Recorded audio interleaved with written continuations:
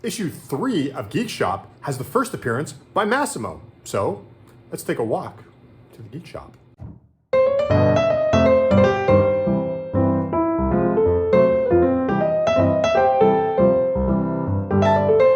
Hey everybody, and welcome to another episode of the Geek Shop. Today we're talking story, and today we have a guest for the first time. It's not just me and Chetan speaking. Say hi, Massimo.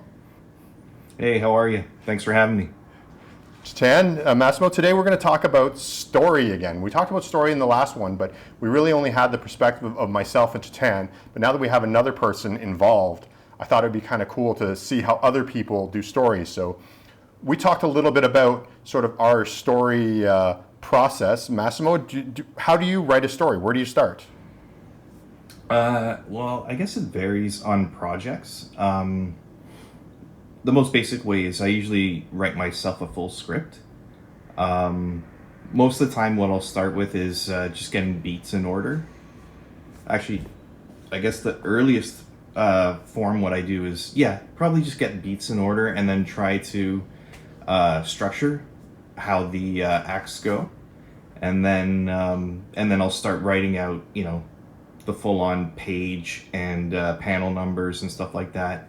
And then once I have all that structured down, I'll go back in and add in the dialogue, and then revise as needed. I've noticed you put in a lot of detail in your script. Yeah, because when I'm writing, I usually already know how I want it to look, and my memory is really bad, so I try to put as much detail in, so when I go back to draw it, I'm like, I know that's what exactly I wanted to do. Yeah.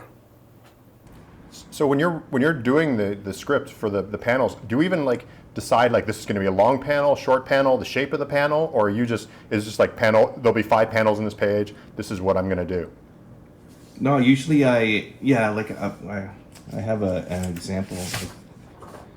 I just printed out a few things. It'll say panel 1, long panel, or wide panel, or inset panel kind of thing. And then what I end up usually doing after is make a little thumbnail sketch of what the page looks like. That way when I go to draw it, I'm like, okay, this is how I wanted to lay it out. Now when I actually go to draw it, sometimes I'm like, well, it might work better this way, and I end up changing it, but at least I have a good solid start for how I wanted it to be. That's cool. So it's sort of more DC style, if you wanted to call it that. Yeah, I guess so. I mean, that's because sometimes when from writing to drawing there could be a big gap. Like I said, memory's not the greatest, so I might forget what I had planned for that page or panel or whatever. So what I'll do is try to give myself as much detail just for my own help. But I mean, there's times when I've just, this panel will be, or this page, I'll just do this instead. I'll kind of just improvise. Now, can I ask, for the most of the part, when you write your scripts, do you write out a rough plot first, or notes and stuff first, or do you just go in and say, panel 1, panel 2, or do you just write rough notes first and plan out your whole storyline? Yeah, for the most part, I'll do at least a summary, like a story summary, and then just start to break it down. So, it starts very broad, and then I will, break things down okay, this will be, if it's a long story, this will be the first chapter, first issue, whatever you want to call it. And then start breaking down that into okay, this will be about 4 pages, this will be about 6 pages, this section will be maybe just a 2-page little break in between kind of thing. So it's I guess I put in, for the most part, I would say I put in quite a bit of planning, but again, that's just because sometimes from writing to drawing there is a gap and I forget things, so it's just makes it easier for me when I do get to the next step in the process. Yeah, I'm almost exactly the same way. I'm always afraid that I'm going to forget. I'm the biggest forgetter in the world, so I write when I'm when I get the idea, I have to write it down immediately, and then I have to sort of have everything nailed down because by the time I'm in front of the drawing table, I'm in another world. Now, how much Yeah. for character wise, do you plan out the characters in detail, complete detail before you write your script, or you do it as as you go along? Yeah, it's like I said, there is quite a bit of planning. It tends to change sometimes if I find like maybe one character might be too similar to another, and I might change some of their personalities. I tend to I have lots of notebooks. This is my main one. I tend to just write, um, like a basic character idea down, or plan out, who's good, who's antagonist, who's gonna be, you know, the, you know, secondary characters, stuff like that. So, um, like I said, there's quite a bit of planning, but it tends to change as I write. I'm like, well, I'm getting a little bit of redundant with two characters. Sometimes I end up merging them. Yeah. It's actually, I find it's a good idea. I do the same thing where I have sketchbooks and notebooks for characters, and it's kind of neat because sometimes I'll cut a character but then use them for something else later. And sometimes when I'm desperate for a character, I'll actually go through my old stories and notebooks and be like, hey, wait a minute, I can use that guy. Yeah. So, That's what I Actually, did. no, no. Sorry, go ahead. No. Go oh, for no, it. go ahead, for go it. ahead. Oh, I was just I'm working on a new graphic novel, and I wrote the script a while ago, and then I went back to it just to start editing it, and I realized that I actually had two scenes that were very similar. So what I ended up doing was merging them, and by doing that, I ended up finding like, okay, well, this now character is doing the same thing that this one did, and so I ended up merging that character into the story. So they, two different characters became one just because of that one scene ended up being that certain way. So I'm like, okay, well, that simplifies it a bit. Yeah. One of the things I like too about, I do, like again, I do a very similar process. And one of the things I like about it too is the fact that you kind of get to rewrite it a little bit. Like I actually enjoy the editing process. And so to some degree, I like the idea of, it's like I almost write my stories, when it's rough one paragraph. When it's the script, I rewrite it. When it's the, my thumbnails, I rewrite it. And then when I get to rough pencils, I'm rewriting it. It's the same basic story, but just the idea of going over it again and again to me gives me a little bit more confidence as well. But here's a question on that, both of you, because I don't. I used to write script form and got away from it years ago. Is I know me. If I write a script and if I put it aside for let's say a month, 2 months, I'll come back to it and go, I really don't like this bit. Sometimes I rewrite the whole story completely. Oh, that happens. Yeah. For sure that happens. And it's a good thing or a bad thing because sometimes you just when you had that idea in mind, just draw it out, and that way Tom Yo and I joke about sometimes it's like going back and retouch George Lucas thing, retouching things, rewriting things. It's like no, just leave it alone, Yeah, I think it depends. Rewriting things sometimes when you go back to it can have the George Lucas effect, but sometimes you see things that like, well, maybe it doesn't really work that way, or like, well, if I change this, it sets something up different in the future story, or later on. So sometimes you end up getting by putting it away for a bit and then coming back to it, you get a fresh set of eyes, and you're like, you know what, if I turn this around, then this later on actually makes more sense, or you end up finding something that maybe might make it work better, or like a character trait, like, you know what, I didn't put this in the first thing, and then it doesn't explain why they act like that. So sometimes it could be a good thing, sometimes you could be George Lucas. So I think it depends. Yeah. Do you do that with all your stories? So even like I know we can. We were talking about this with our last episode. TikTok Tom has a bit of a surreal aspect to it, and so we found that it might lend itself. Like you can tell that Chetan in his storytelling is sort of the straight ahead, because some of the TikTok Tom and as well as Tom Yo, that some of the TikTok Tom stuff gets just so weird, and so scripting it may not be as necessary when you're in a more surreal thing. I described it as the difference between like Doctor Strange and a Batman story. They're like very different types of stories. So I know that you've done a bunch of different types of stories. Do you still script, even if it's like that surreal stuff, or do you ever give yourself that sort of, well, this gets weird anyway, so I can just go crazy and enjoy the drawing? Well, for the TikTok Tom stuff, it's usually one and done because well, my stories are usually much shorter. On average 2 to 4 pages. So I think with the TikTok Tom stuff, there's very minimal rewriting. I might ask for an opinion, like I'll send the script off to Chetan and say, "What do you think?" And for the most part, he's just like, "Yeah, good, do it." So for those stories, just because of the length, I think those ones I don't really revisit as much. It's pretty straightforward. Now, I mean, as far as the surreal aspect, I always struggle with that, so I always end up trying to find a way to kind of make it a bit more weird.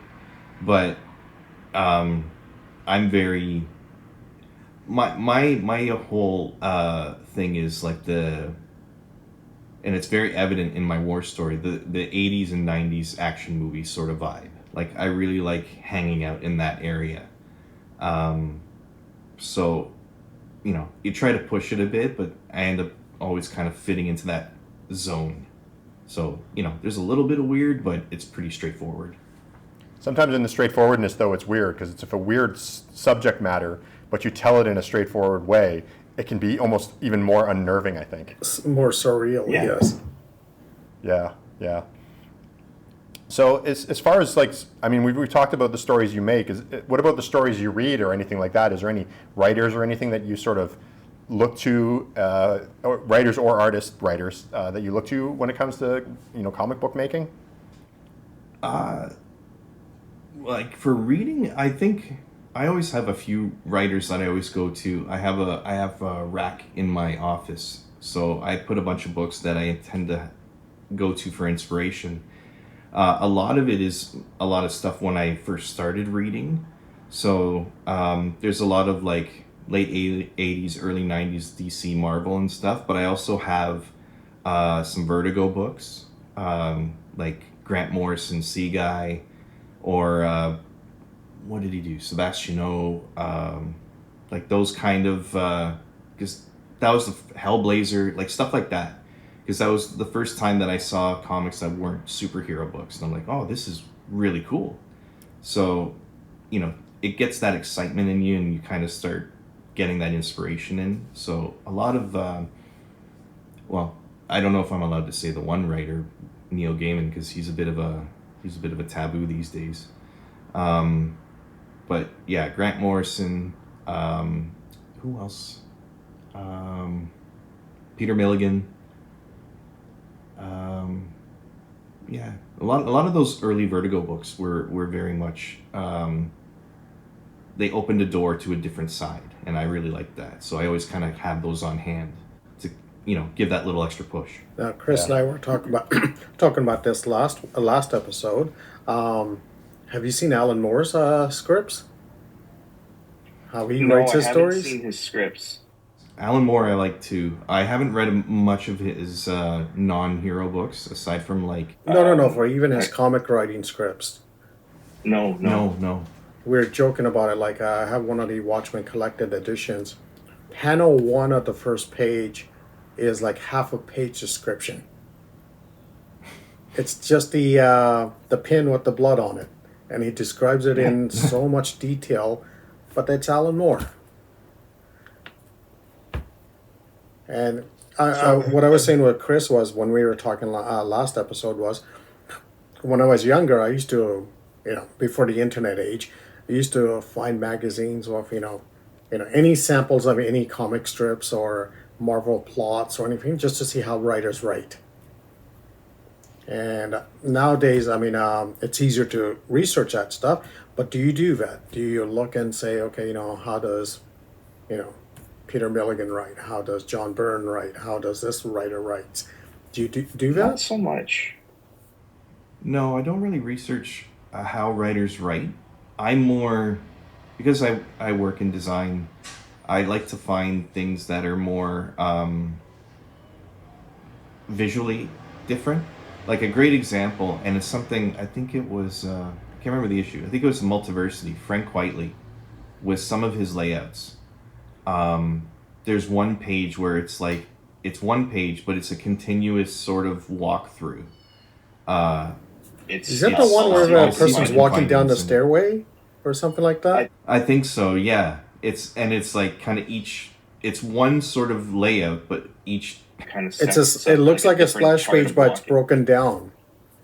Yeah, like things like that I find just visually exciting to read. So I mean I can never think like that, but I always try to say like, have that sort of different look to it, like make awkward panels or something, like try to incorporate thin panels, see if you can make it comes down to the storytelling, right? Whether you can make something interesting instead of just like the old school whatever it is, like 9-panel grid. Another guy who's good on that type of stuff is Frank Miller.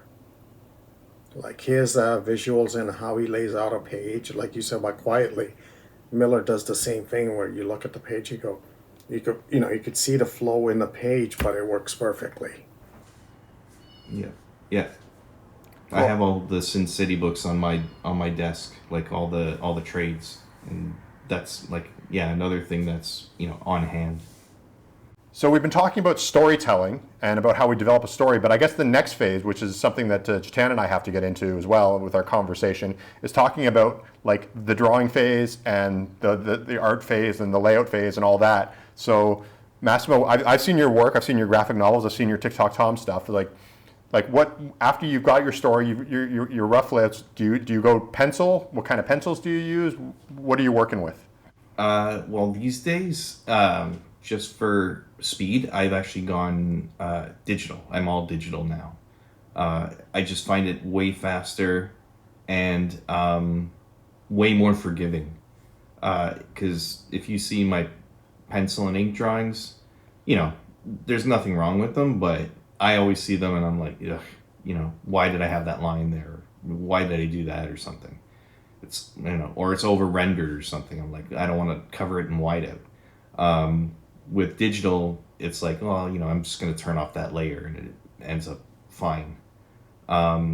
So, I'll do the layouts. I just work off my iPad. And I just, I'll make a layout and then just fine tune it. And then, I'll bring it into iLetter in InDesign. So I just bring it in and then do all my text in that. Now, for technical questions, what do you do? You said iPad, so what program do you use to draw on the iPad? Do you Procreate? No, actually, I through work I have Adobe subscription, so I actually use Fresco. Okay. Now I know there's been some controversy through Adobe, so I have purchased Procreate for the iPad. I have yet to use it, but I'm gonna try to eventually switch over. Just because I don't trust the cloud stuff.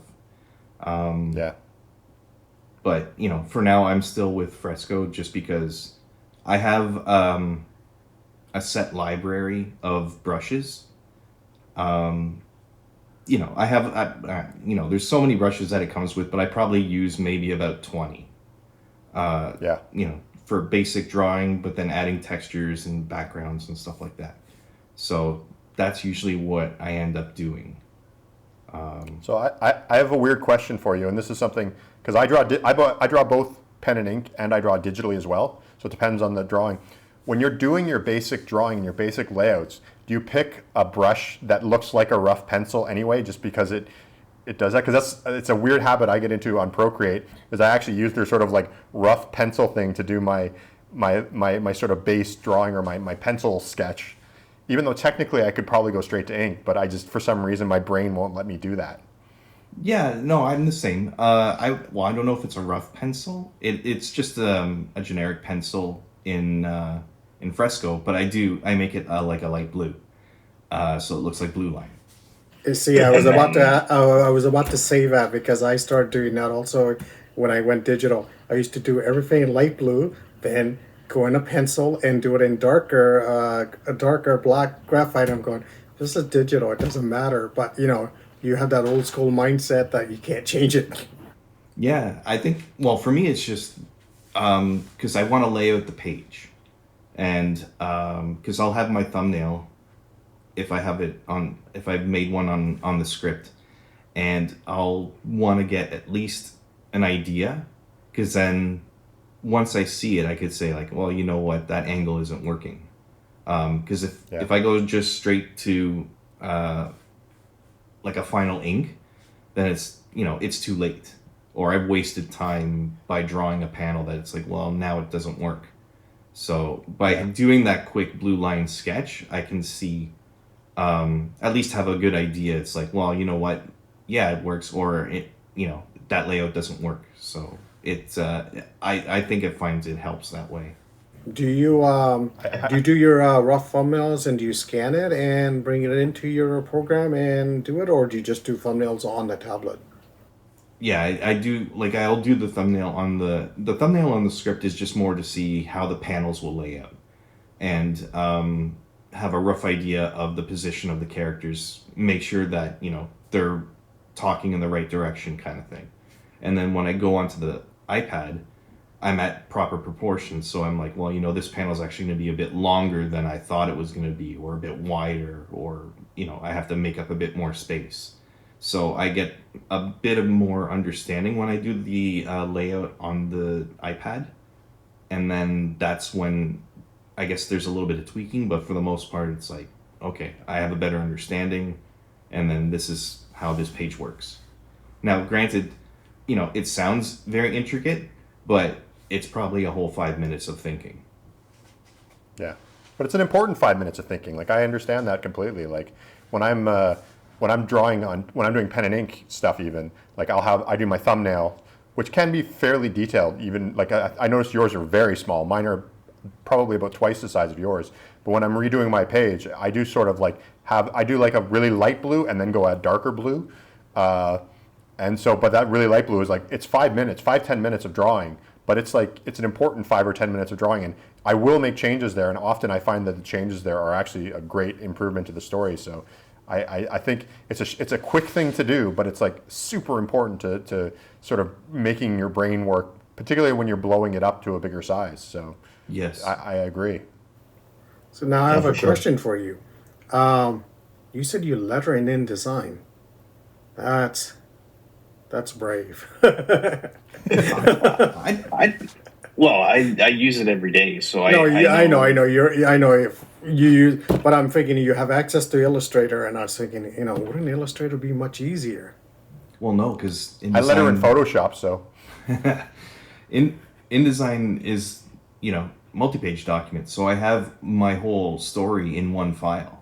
Yeah, true. So I mean, and InDesign does have a lot of the capabilities of Illustrator. Like, I can draw my speech bubbles in InDesign, which I do. So it works out well in that sense. And then, you bring in your images and you can actually, just have the whole story together. And when you export it, it's all one package. I don't have to do individual pages. That's it. I have the most painful way of doing lettering, and you guys would laugh at me forever and ever on how sad it is. So I'm a Photoshop guy, and I've been using Photoshop forever, both for doing animation stuff and for, I've been doing it since old school, probably even before InDesign was in existence. So for my lettering, I do all my coloring in Procreate. So I ink everything, scan it in, do my coloring in Procreate, then I export everything, go into Photoshop, do my text without any speech, without any bubbles, just sort of put it where it's supposed to go. Then I export that back into Procreate. Then I draw my speech bubbles and do that as a separate layer, and then bring that all into Photoshop and layer it in. Wow. Yeah, no, I would. That's a lot of steps. That's a lot of steps. Yeah, no. It gives me lots of opportunity to fix things, I'll tell you, because I'm just doing it. I'm scanning it like 4 or 5 times. Now, mentioning that, Yeah, no. I'm not used to Procreate. I've only dabbled in it once or twice, or here and there, really. Can you letter and all that stuff in Procreate? I don't know. There is a thing. I think there is a text option. I find it. I think I played with it once and was just frustrated and thought, I'm not going to do this anymore. I mean, you could hand letter technically. I've done some hand lettering in Procreate because the brushes are really, some of the brushes are really beautiful and like you can get very similar feelings. So if you're into hand lettering, I mean, obviously you're not using an Ames guide or anything like that. So it's Yeah. pretty No, rough. I'm just wondering, But you lettering could put- in and creating word balloons and the tails and all that stuff. I mean, technically, yeah, you can do that I mean, I do my balloons. I do in Procreate, so you can do it, and it allows you to fill stuff. And because you can layer things on top, it works. You could technically draw lines. So if you needed like basically like your Ames guide, you could create like almost a template, and then if you wanted to hand letter, I'm never going to hand letter in my entire life because my writing is horrible. Same. But technically, if you wanted to, you could. I think. Now, Massimo, a question for you. iPad-wise, do you have an iPad Pro or just a standard iPad? No, I do have a Pro. I have an iPad Pro. I think it's the smaller one, but yeah, I have an iPad Pro. Okay. Now, here's a question. When you set up your page on your iPad, what size do you set it up? Do you set it up to the final print size or do you set it up a different size? No, I do 11 by 17. I actually have I have a scan of a comic page, like a blue line comic page. So I actually bring that in as my background. And then that I draw within the, well, now because of the way that Amazon's been treating the TikTok Tom books, I've actually been going inside the safe line just to be sure that there's going to be no issues.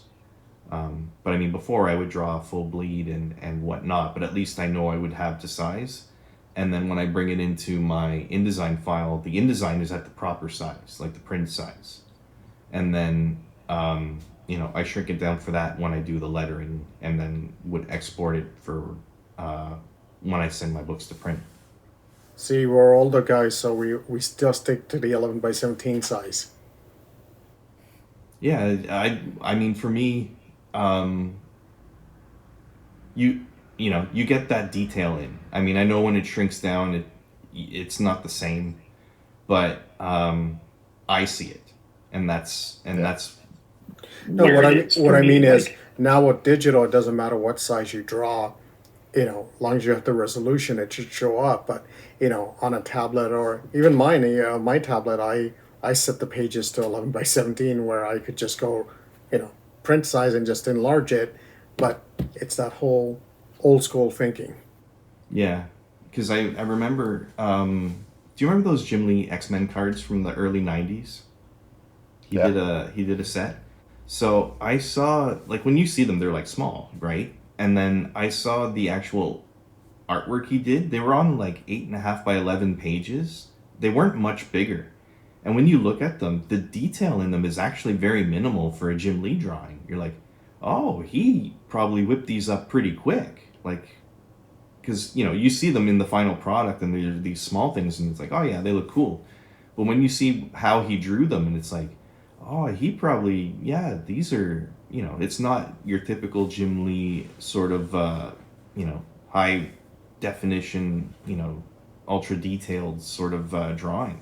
Like, there is some of that, but Maybe you can tell he's- it's like, well, maybe he he's kind thinking, of you know skipped what? out here. He's thinking it's going to be reduced so small. Why put all that detail in? It's going to get lost. exactly. Like, he already knows. And it's to some like, degree, it well, muddies it up. It muddies it up a little bit too sometimes. Like if you get into the point when you're adding a bunch of cross hatching, or even the thickness of your line when you're inking, if you start going too detailed, you'll look at it and it'll just be a big blob of black instead of like that cool cross hatching or the thick and thin that you're using for your inking. So I think it makes sense to still even draw it double the size and bring it down, because I think my brain knows how thick a line needs to be, or how much how far to put between each one of my cross hatches. It can just look at the full page and know what that's supposed to look like, as opposed to if I'm drawing at size, it may not necessarily know that as well. yeah. So I think that's smart, and it's interesting when I see your work. I don't necessarily think purely digital. So whatever you're doing, you still have that sort of rough, it still looks drawn edge to it, which is really cool because some people go digital and it just looks so clean that it's almost nerve-wracking. Well, if You know? yeah, like my first graphic novel, well, the one I've put out, the first chapter was done traditional because it was actually done a long time ago, and I had put it aside and went back to it before I went digital. And if you look at the jump, I think mid of the second chapter is when I switched to digital. There is quite a shift in the line work. It's pretty, I mean, I tried to do a soft transition where I would redraw some things from the traditional pages just so it wasn't as harsh. But if you look at the first chapter and then just flip to near the end, it's quite a difference. But to From traditional to digital. defend you looking for it and reading the book, I did not notice that difference. I just assumed you changed drawing tools. I didn't, until you mentioned it was digital, I wouldn't have noticed it. So in other words, Yeah, whatever great your job, technique is, great it's working. transition. Well, thanks. Now mentioning that, please explain what's your graphic novel. Yeah. Well, the first one I did, it's Sweet Euphoria. It was a story that I wrote a long time ago and ended up evolving over time. It's I don't know. It's about, I guess, a couple characters who've been through a bit of a rough go. I guess there's some elements of mental health in there, and I mean there is a little bit of personal stuff in there too, like some personal experiences. But it was just a story that I always wanted to write and get finished. I don't know. I guess it's not your typical sort of It's a very slice of life sort of book, real world, just people interacting. It's like kind of thing you would see in I don't know, like the early Kevin Smith or Edward Burns movies from like the '90s kind of vibe. So it has a lot. Sounds like movies is a big influence on you. Oh, for sure. I mean, I've always, I love watching movies and I read lots of books. But I mean, a lot of the movies when I was in design school, I had a professor who was very much a movie buff, and he would encourage us to watch movies that changed your way of thinking about things. Like you're not, not your traditional like action or whatever, which I was always a fan of. So he would recommend movies like Man Bites Dog or Irreversible, which was really rough watch. But things like that, like those sort of like the Criterion kind of movies where you would get that different kind of thinking. It's like, well, it's different storytelling. So a lot of that is influenced in that book. There's a lot of, it's not your traditional like I wouldn't even say it's like a rom-com. It's just a very it's a slice of life book, but it has some darkness, it has some humor, so it's a little bit of a mix of everything in it. See, now you got me wanting to find it and reread it again. No, I loved it. It was a great book. I loved it. Art, storytelling, everything was very good in that. Oh, thanks. It was, like I said, it was something that I always wanted to at least tell. It was just a story I had for a long time and revisited it a few times, and it was just like, you know what, I need to get this done because it's something that meant something to me. It still means something to me. I still go back and read it at times, and I catch myself like there's certain events that happen in the story where it's like they happen to me, and I just brings back memories and things like that. So it's like, okay, so it has that nostalgia factor for me. That's interesting because our first episode that we were talking about zines and sort of indie publishing, and we talked about how sometimes it's about just having the story that you want to tell, or that you want to read, something that you'd want, which the mainstream isn't really providing. And that's exactly what you did. Is you had that story that either you want to read because you're still reading it, but also that you wanted to tell. And that's one of the beauties of indie comics, all the time, ever since zines to the present, where you're publishing on like Amazon and self-publishing. It's it's one of the beauties of this of what happens, what we're doing right now too. Yeah, for sure. Well, Massimo, thanks for being here. This is an amazing getting extra insight in into your system of writing, your system of drawing, and what you're producing. Why don't you tell people where they can pick up your book and what you've got going on? Well, thanks for having me. It's been a lot of fun. And as far as finding me, I'm on Instagram, just under my name, Massimo Sabadin.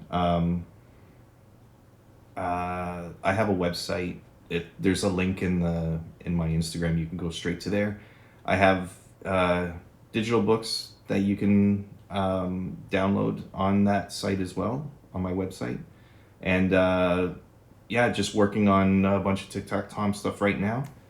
I need to get started on that new chapter. Sorry, Chetan, I'm running a bit late. What else? And then I'm gonna hopefully next year start this new graphic novel, which goes back to that 80s, 90s action vibe. No, I'm guilty of. I'll have you back on when you're working on it. Yeah, for sure. I'm guilty of delaying him on his graphic novel because he sent me the script a while back, and then next thing you know, I send him a story and he wants to draw it. So I apologize, Massimo, for distracting you on no that. worries. I'm really into the new the new TikTok Tom story and the new books, so I'm all for drawing another chapter. But it's just, time hasn't been my friend lately. Time's nobody's friend. Right. Cool. So, well, thanks everybody for watching this. Thanks, Massimo, for joining us. Chetan, do you have any last things you want to say? No, thank you for joining us, and great hearing about your approach to storytelling. Plug the appearances. Sorry? Plug the appearances. Yeah, we're going to be making appearances, aren't we? Yes, we are. We're going to be at the Conversion Show in Oshawa, Ontario, Canada in September 21st, and Mississauga Comic Show in late October. Awesome. I won't be there, but those guys will be. Yes, come join us and have a look at our website and, read some comics.